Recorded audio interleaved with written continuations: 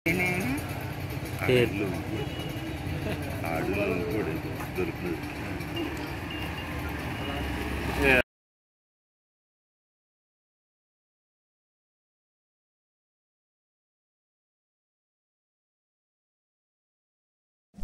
Time నుంచి మాట్లాడుతాను.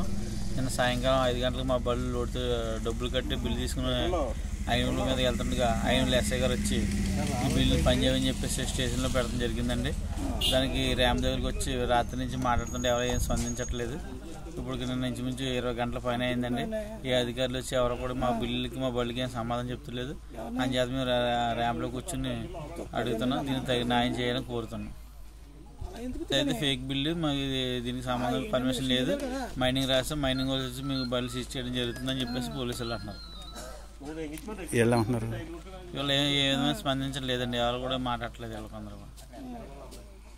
Hit TV presents like, share, comment. TV వాళ్ళకు కూడా నేను ఒక సర్ప్రైజ్ ఇద్దాం అనుకుంటున్నాను. మీరు మాత్రమే జెస్సీ ఎందుకు అయ్యారు? ఇలాంటి అమ్మాయిలకి పిలవడానికి బాగుంటుంది. చందు సాయికి like you and have a జనాలకి ఒక పేరు నచ్చిందంటే దీనికి ఒక ప్రాసెస్ ఉంటుంది. ఎందుకు ప్రాసెస్ డైరెక్ట్‌గా వెళ్ళిపోదాం. ఏదైనా ఒకటి మర్చిపోయినావా నువ్వు? మర్చిపోయినా మేడం. ఏం మర్చిపోయావు? నా గుండె.